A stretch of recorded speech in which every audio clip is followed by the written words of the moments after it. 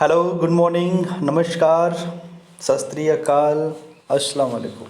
तो दोस्तों, स्वागत है आपका हमारे चैनल जीएस स्टडी 94 में। और दोस्तों मैं तो दोस्तों, जैसा कि आपको पता है, सुबह का जो वीडियो होता है उसमें दैनिक जागरण का जो संपादकीय होता है और जनसत्ता का संपादकीय होता है, उसके बारे में हम यहाँ पर विचार विमर्श करते हैं। तो दोस्तों, आज का जो कहें तो संपादकीय होने वाला है वो बहुत ही मज़ेदार होने वाला है। तो सबसे पहले मैं आपको बता दें, हम संपादकीय को पढ़ाते क्यों हैं, बताते क्यों हैं। तो आपके पास हो सकता है मैं भी बहुत सारा ज्ञान हो, नॉलेज हो, पर दोस्तों जो इन कहते हैं ना, जो अथेंटिक इन्फॉर्मेशन होती हैं या फिर एक श्रृंखलाबद्ध तरीके से यदि आप अपनी बात कहना चाहते हैं, तो ऐसे में आपको संपादकीय की बहुत ज़रूरत पड़ेगी। क्योंकि यह कम से कम जो भी लेखक जो अपने विचारों के माध्यम से इनमें जान डालता है, एक तरह से कह सकते हैं दोस्तों, कोई एक दो घंटे का ये प्रयत्न नहीं होता है, कार्य नहीं होता है। एक एक हफ्ते तक, दो दो दिन तक लोग लिखते रहते हैं। उसके बाद पूरी तरह से उसकी एडिटिंग होती है, फिर पत्रकार देखता है कि क्या क्या रिलेवेंट चीज़ें हैं, क्या डालनी चाहिए जिससे समाज के ऊपर एक अनुकूल प्रभाव पड़े। तो दोस्तों, ये चीज़ें हैं। अब आज देख सकते हैं किस तरह से झूठी खबरें फैलाई जाती हैं न्यूज़ में, किसी का कुछ एडिट डाल के कुछ और बता देंगे। तो इसीलिए यदि आप अपने बच्चों को उस तरह बनाना चाहते हैं, कुछ गुणों को विकसित करना चाहते हैं, जैसे एक पत्रकार बोलता है, जैसे एक पढ़ा लिखा शख्स बोलता है, तो उसके लिए आपको एडिटोरियल पढ़ाना चाहिए, लोगों को बताना चाहिए कि आप दैनिक जो में न्यूज़पेपर को ज़रूर पढ़ें। उसके बाद देखिए, एक हफ्ते तक आप इस तरह की चीज़ें देखिए, न्यूज़पेपर पढ़िए, एडिटोरियल को समझें, फिर पढ़ें। देखिए, आपके अंदर एक नई ऊर्जा का संचार होने लगेगा। ठीक है दोस्तों, तो चलते हैं आगे। सबसे पहले देखिए, यहाँ पे लिखा है हिंसा दुर्गति का दौर है। हिंसा का मतलब वही होता है दोस्तों, किसी को गाली देना, किसी को मारना, मतलब वो सारे कार्य करना जिस कार्य को गांधी जी कहते थे ऐसा नहीं करना चाहिए। किसी को आप मार दिए, कुछ बोला, मतलब वैसे ही हिंसा तो हिंसा ही है, गोली बंदूक जो भी आप समझें। ठीक है। तो दोस्तों, यदि आप हिंसा का द्वार अपनाते हैं, तो यदि आप सोचते हैं कि आपके यहाँ सुख शांति रहेगी, तो आप गलत हैं। हिंसा हमेशा अपने साथ हिंसा ही लेकर आती है और तमाम तरह के अन्य दुश्मनों को भी आपके विरुद्ध खड़ा कर देती है। इसीलिए सच्चाई का मार्ग पर चलें और लोगों से प्रेम करें और अहिंसा को अपनाएं, न कि हिंसा को। ठीक है। अब यहाँ लिखा है दोस्तों, सबक सिखाने वाला संकट। कहने का मतलब, ऐसी कौन सी दुविधा है जो हमें एक सबक दे रही है, ऐसा कौन सा संकट है जो हमें बहुत कुछ सिखा रहा है या सिखाएगा, उसके बारे में यहाँ पर विचार विमर्श करेंगे। इसे लिखा है सचिन पायलट जी ने। तो देखते हैं, तमाम जीवाणु विषाणु सदा से मानव इतिहास की धारा को प्रभावित करते ही आए हैं। मानव सभ्यता के उत्थान और पतन में इनकी अहम भूमिका रही है। हालिया दौर में हमने सॉर्स और मर्स का प्रकोप देखा है। करीब 100 साल पहले स्पेनिश फ्लू की कटु स्मृतियां भी हैं। साफ है कि यह पहला अवसर नहीं जब किसी अदृश्य शत्रु ने मानव जाति को इस कदर भयाक्रांत किया है। एक चीज़ आपको बता दूं, इंसानों के जो शरीर में तमाम जीवाणु विषाणु रहते हैं, ये बात याद रखिएगा। जीवाणु विषाणुओं से जो मनुष्य खुद घिरा हुआ है, वो अपने अंदर खुद पैदा कर रहा है। मौजूदा हालात में खतरे से निपटने की हमारी तैयारी, शोध के स्तर और राजनीतिक प्राथमिकताओं के साथ ये आर्थिक एवं वित्तीय तंत्र की हमारी कमजोरियों की पोल खोल दी है। तो दोस्तों, जो बड़े बड़े देश थे या फिर भारत जैसा देश था, तमाम तरह की जो बातें हो रही थी कि हमने संसाधन के मामले में ये कर दिए हैं, हमने साइंस के मामले में ये कर दिए हैं, हमने मेडिकल के सेक्टर में ये कर दिया, तो सारे देशों की जो है पोल खुल गई है। ठीक है। जो ढका हुआ था वो सबके सामने हो गई है। और कुछ लोग जो कह रहे थे, उनके लिए मैं स्पेशली कह देना चाहता हूँ कि लोग कह रहे थे कि जैसे ही टेम्परेचर बढ़ेगा वैसे ही वायरस मर जाएगा।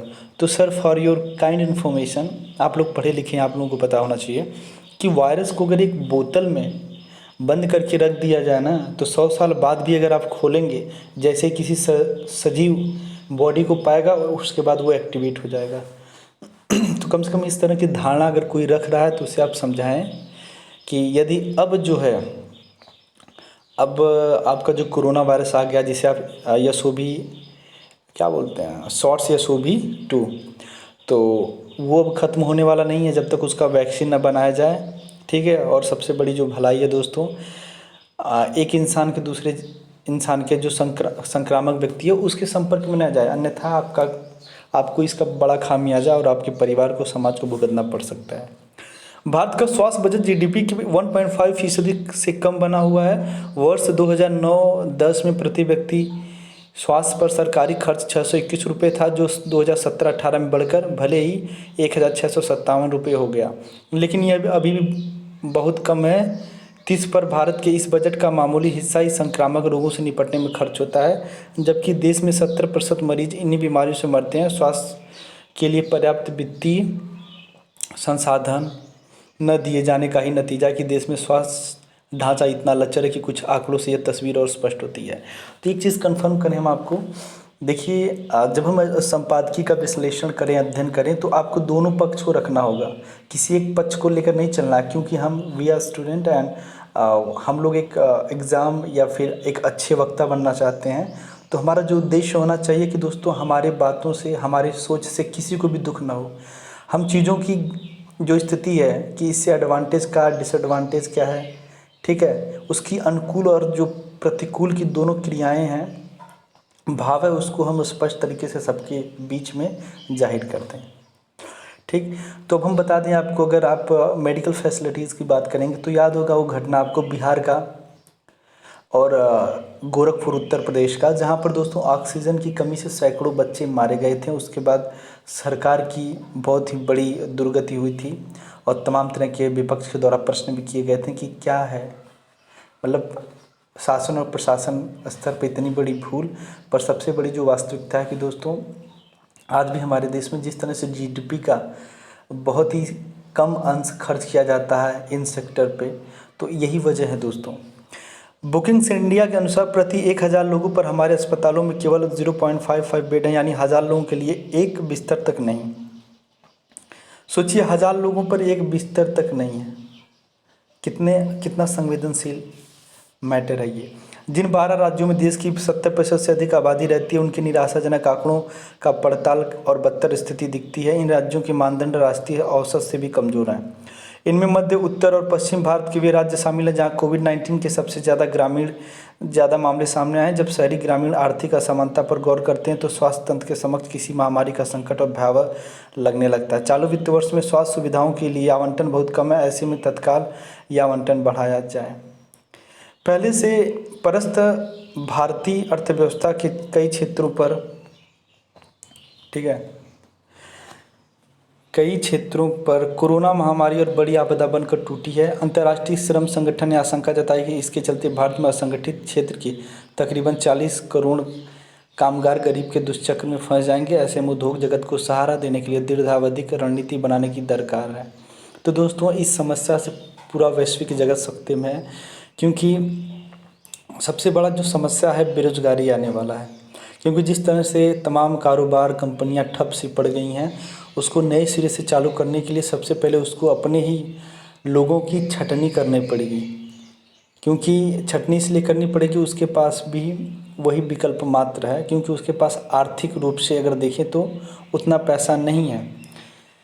इनमें कर्ज में राहत, ब्याज दरों में कमी, कर्मचारियों के लिए सरकार की ओर से प्रोत्साहन में वृद्धि, विसंक्रमित कार्यस्थलों का विकास और ऐसी अर्थव्यवस्था के लिए संस्थागत सहयोग बढ़ाना चाहना चाहिए जिसमें आपसी संपर्क की कम से कम जरूरत पड़े। कृषि को भी बड़ा सहारा दिया जाना चाहिए, उसके लिए उदार नीतियां बने, कृषि उत्पादों की खरीद सुनिश्चित हो, कृषि की लागत घटाई जाए। साथ ही जब तक यह विदा नहीं होती है तब तक कृषि ऋण देने और उसे वसूलने में उदारता दिखाई जाए। जीएसटी और आयकर की दरों में कमी कर उनके अनुपालन का भारी हल्का किया जाना चाहिए। तो आपको बता दें दोस्तों, ऐसे तमाम तरह के सेक्टर है जिसमें भारत सरकार को रियायत देनी चाहिए, चाहे कृषि से संबंधित हो, चाहे जीएसटी से संबंधित हो, चाहे आयकर से संबंधित हो, ठीक है। और मैं आपको एक चीज़ स्पेशली बताऊं कि आप जितना उन सेक्टर पे आज ज़रूरत है पैसा लगाने की, लोगों को प्रोत्साहित करने की, प्राथमिकता देने की, जहाँ पर ग्रामीण इलाका है। आप एनिमल हस्बेंड्री जिसे आप पशुपालन करते हैं, हॉर्टिकल्चर हुआ, एग्रीकल्चर हुआ, मत्स्य पालन हुआ, सुअर पालन हुआ, बकरी पालन हुआ, आप इन चीज़ों को जितना प्रमोट करेंगे, मुर्गा पालन हुआ, आपकी इकोनॉमी मैं मानता हूँ बहुत कम रहेगी, पर एक आप अच्छे मतलब दुनिया से कुछ अलग ही करके आप जाएंगे। क्योंकि दोस्तों ये इतिहास रहा है, जब जब एक आर्थिक क्राइसिस हुआ है, आर्थिक रिसेशन हुआ है, वो देश अच्छे से खड़ा रहा जिस देश में कह सकते हैं किसानों की संख्या अच्छी थी, जिन्होंने पैदावार अच्छा किया। अन्यथा दोस्तों यदि अगर फूड सिक्योरिटी की बात आ गई, अगर फूड रिसेशन आ गया तो फिर हम कंगाल नहीं, हम खाने के लिए मरने लगेंगे। इसीलिए जो पहली प्राथमिकता होनी चाहिए खाद्यान्न पे होना चाहिए, ठीक है। चूँकि कोरोना का कोई इलाज नहीं है, तो उसे रोकने के लिए शारीरिक दूरी और व्यक्तिगत स्वच्छता की मूल मंत्र बने हुए हैं। साला टीवी में देखो ना तो हाँ अब मिल गया है, एक और मिल गया है, वैक्सीन बन गया है, दवा बन गई है। इसीलिए दोस्तों कहता हूँ ना, इस तरह की खबरों के लिए ना कभी कभी मन करता है न्यूज़पेपर ही बंद कर दूँ। ऐसी नीतियाँ प्रभावित भी साबित होती हैं। इस दौरान लोगों से घरों में रहने के लिए कहा जा रहा है। अफसोस की बात है कि देश में तमाम लोग ऐसे हैं जिनके पास वहां अपने घर की सुविधा नहीं, जहां वे कामकाज के सिलसिले में रहते हैं। देश के विभिन्न इलाकों से बड़े पैमाने पर हुए पलायन की त्रासद तस्वीरों से स्पष्ट भी होता है कि हमारी आधी से अधिक आबादी ऐसी है जो कुछ दिनों की ज़रूरत का ही सामान अपने पास रखने में सक्षम है। ज़रूरी सामान के लिए उसे खुद बाहर निकालना होगा या फिर सामान उस तक पहुंचाना होगा। ऐसे ज़रूरतमंद लोगों के घर तक ज़रूरी सामान की आपूर्ति के लिए डाक विभाग और कुरियर कंपनियों की मदद ली जानी चाहिए। स्वास्थ्यकर्मी हमारी अमूल्य धरोहर हैं। वे इस वक्त संकट मोचक बने हुए हैं। हमारा दायित्व है कि उनकी मुश्किलें आसान करें। उन्हें ज़रूरी प्रोटेक्टिव गियर, उपकरण और दवाएं उपलब्ध कराई जाएं ताकि वे मरीजों का उचित उपचार कर सकें। ऐसा नहीं कि भारत के पास कच्चे माल, तकनीकी ज्ञान और उद्यमिता के उत्साह की कमी है, लेकिन पूंजी, मानवीकरण, मानकीकरण, परीक्षण सुविधाओं और खरीद प्रक्रिया जैसे पहलू इसमें अवरुद्ध बने हैं। लाल फीताशाही को दूर करने के लिए एक पारदर्शी आपात खरीद नीति समय की ज़रूरत तो चली है। किफ़ायती वेंटिलेटर बनाने के तमाम प्रतिरूप सामने आए हैं, उन पर गंभीरतापूर्वक विचार कर इस कमी को पूरा करने की दिशा में कदम उठाए जाएं। देश में तमाम डॉक्टर, सिविल सेवा, सैन्य बलों और दवा जैसे गैर चिकित्सा पेशों में लगे हैं, इन्हें भी अग्रिम मोर्चे पर लगे स्वास्थ्यकर्मियों की सहायता में लगाया जाना चाहिए। हाल ही में सेवानिवृत्त डॉक्टरों और नर्सों को भी वापस बुलाया जा सकता है। कोविड-19 की जांच में सामूहिक नमूनों के मामले में ज़्यादा जोखिम वाले क्षेत्रों की पहचान और उन्हें आइसोलेट किया जाए। इससे टेस्टिंग किट्स की तंग आपूर्ति से कुछ हद तक निपटा जा सकता है। राष्ट्रीय आपदा प्रबंधन प्राधिकरण के चारों सदस्यों में से किसी के पास भी जैविक आपदा से निपटने का अनुभव नहीं, इसलिए स्वास्थ्य सेवा महानिदेशक को तत्काल प्रभाव से इस संस्था में जोड़ा जाना चाहिए। इस मामले में ताइवान से सीख लेते हुए एक लचीली राष्ट्रीय कमान बनाई जा सकती है, जिसमें विभिन्न विशेषज्ञों को शामिल किया जाए। सोशल मीडिया के दौर में सही सूचनाओं के प्रसार और अफवाहों पर विराम बहुत ज़रूरी है। आपदा की सफलतापूर्वक निपटना लोकतांत्रिक संस्थाओं और सुशासन में जनता के भरोसे को और पुख्ता बनाएगा। इस कड़वी हकीकत को अनदेखा नहीं किया जा सकता कि विपत्ति में सबसे ज़्यादा मुसीबत भी वंचित वर्गों को झेलनी पड़ती है।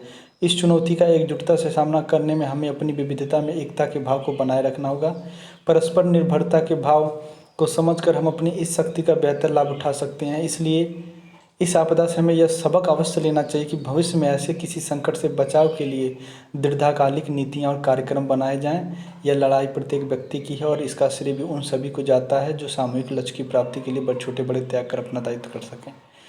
तो यदि आपसे कोई पूछे सबक सिखाने वाला संकट, याद रखिएगा कोई कितना बड़ा भी संकट हो वो अस्थायी होता है। किसी प्रकार की कितनी बड़ी मुसीबत हो दोस्तों, यदि आप में क्षमता है, धैर्य है, तो एक दिन वो सरेंडर करके चला जाएगा। तो दोस्तों पर आज हमें जो सीख मिली है इससे कि हमें ज़्यादा से ज़्यादा जीडीपी में अपने इंफ्रास्ट्रक्चर को डेवलप करना चाहिए, ठीक है, वेंटिलेटर को डेवलप करना चाहिए, आईसीयू के जो वार्ड हैं उसको आगे से उनकी संख्या बढ़ानी चाहिए, ठीक है। और किसानों के लिए किन किन चीज़ों को प्राथमिकता देनी चाहिए, किन चीज़ों को नहीं देना चाहिए। आज ज़रूरत है छोटे और घरेलू जो मध्यम वर्ग के कारोबार है उनको भी प्रोत्साहित करना चाहिए, ठीक है। तो इस तरह की चीज़ें हैं जो जीएसटी में भी थोड़ा कुछ आप अच्छा करें, जैसे रेट हैं कम करें, ठीक है। अब बात करते हैं वक्त की ज़रूरत है ऑनलाइन शिक्षा, जो आप पढ़ रहे हैं, जो आप कर रहे हैं। आज आपको बता दें, जो दोस्तों विद्यालय है ना, वो एक व्यवसाय का रूप ले लिया है। बीटीसी करना है तो 40,000 दो, बीएड करना है तो 40,000 दो, इंजीनियरिंग करना है 1.5 लाख दो, एमबीए करना है तो 2 लाख रुपया दो। मतलब गरीब व्यक्ति, मध्यम वर्गीय परिवार अपने बच्चों को न पढ़ाए। आज पूंजीपतियों की यही सोच बनी हुई है ना। आप बताइए, 1 लाख कौन फीस देगा एमबीए का? गरीब बच्चा। मध्यम वर्गीय परिवार का भी देने में दोस्तों हालत ख़राब हो जाएगा। तो ये जो समस्याएं हमारे सामने चल रही हैं, जो चंद मुट्ठी भर लोग मतलब पठन पाठन की चीज़ों को, जिससे देश आगे होता तरक्की करता है, वो ये चाहते हैं क्या कि देश के अधिकांश लोग न पढ़ पाएँ, मात्र चुनिंदा लोग पढ़ें। यदि ऐसा नहीं होता तो उनकी जो सोच है, जो रणनीतियाँ हैं, ऐसी क्यों बनाई जाती? क्या सरकार इस बारे में नहीं जानती है? पर दोस्तों यही सब तो गेम है, यही सब गेम है। सबको सारी चीज़ें पता है, पर कोई किसी तरह का एक्शन नहीं लेना चाहता। कोरोना वायरस ने मानव जीवन के लगभग सभी क्षेत्रों को प्रभावित किया है। दूसरे क्षेत्रों पर इसके व्यापक प्रभाव धीरे धीरे सामने आएंगे, लेकिन शिक्षा व्यवस्था में तो अभी से असर दिखने लगा है। हालांकि इसके नुकसान का कम से कम करने के लिए केंद्र सरकार ने भारत पढ़े ऑनलाइन योजना पर काम शुरू कर दिया है। इसे और बेहतर बनाने के लिए उसे जनता से सुझाव भी मांगे हैं। इसके तहत स्कूली शिक्षा से लेकर कॉलेज स्तर के इंजीनियरिंग और व्यावसायिक सहित सभी पाठ्यक्रम यथासंभव ऑनलाइन शुरू हो रहे हैं। यहाँ तक कि सिविल सेवा परीक्षा और आईआईटी मेडिकल कॉलेजों के लिए तैयारी करने वाले कोचिंग संस्थान भी इसमें जुट गए हैं। इसके पर्याप्त कारण भी हैं, क्योंकि अभी कोई नहीं कह सकता कि स्थितियाँ कब सामान्य होंगी। सामान्य होंगी तो शारीरिक दूरी अभी कितने दिनों तक बरतने की ज़रूरत है। कई बार तो एक ही क्लास में सैकड़ों बच्चे होते हैं। ऐसे में यदि सावधानी नहीं बरती गई तो उसके बहुत बुरे परिणाम हो सकते हैं। अभी तक जो राजस्थान के कोटा, दिल्ली के मुखर्जी नगर जैसे शहरों में एक ही कमरे में कई बच्चे मिलकर रहते आए थे, अब ऐसी स्थितियों से डरने लगे हैं। तो मैं आपको बता दूँ, जब हम लोग सिविल की कोचिंग करते हैं तो आपको बता दें, पीछे बैठते थे, क्योंकि आगे इतना जल्दी हम लोग सोकर उठ नहीं पाते थे, क्योंकि तकरीबन 7 बजे क्लासेस स्टार्ट हो जाता था। तो दोस्तों तकरीबन 700-800 लड़के होते थे। जो समझना है समझ लीजिए, उसके बाद आपके पास मौका अवसर नहीं होता था कि ये यदि कुछ समझ में नहीं आया तो आप पूछ लें। कम से कम ऑनलाइन में ये तो है, जो चीज़ समझ में नहीं आया उसे 1000 बार नहीं 2000 10,000 बार आप देख सकते हैं। भारत चौथी क्रांति यानी डिजिटल युग में काफ़ी पहले से प्रवेश कर चुका है। केंद्र सरकार की जनधन से लेकर आधार जैसी न जाने कितनी योजनाएं पिछले कुछ वर्षों में लागू हुई हैं। देखा जाए तो इससे महामारी में भी उनकी भी प्रासंगिकता बढ़ा दी है।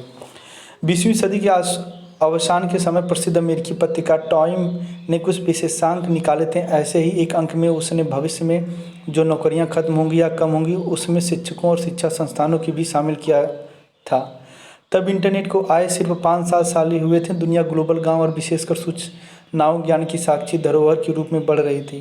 पिछले 20 वर्ष में तो यह अप्रत्याशित रूप से समृद्ध हुई है। भारत जैसे गरीब विकासशील देशों को भी इसका फ़ायदा मिला है। आज ऑक्सफोर्ड, कैम्ब्रिज सहित दुनिया भर के अच्छे विश्वविद्यालयों के स्तरीय व्याख्यान, पाठ्य सामग्रियाँ, जर्नल, पत्रिकाओं में छपे लेख इंटरनेट पर उपलब्ध हैं। उन तक पहुँचाने में कहीं कोई रुकावट नहीं है। भारत में भी आईआईटी और दूसरे अच्छे संस्थानों को लेक्चर, पाठ्य पुस्तकों, सामग्रियाँ इंटरनेट पर उपलब्ध है। आज एक चीज़ आप बताइए, बिहार, उत्तर प्रदेश में देख सकते हैं शिक्षा का क्या स्तर है। मतलब इतनी योजनाएं, मिड डे मील, फलाना ढिकाना, मतलब इतनी योजनाएं दी जा रही हैं गरीब बच्चों को पढ़ाने के लिए। शिक्षकों को 40,000, 50,000, 70-80 हज़ार उनको सैलरी दी जा रही है। पर यदि आप बच्चे से कुछ पूछ लें तो आपको लगेगा हमने क्या गलती कर दी। तो दोस्तों ऐसे जो शिक्षक हैं उनकी भी नौकरियां इस समय खतरे में हैं। आने वाले समय में कुछ भी हो सकता है।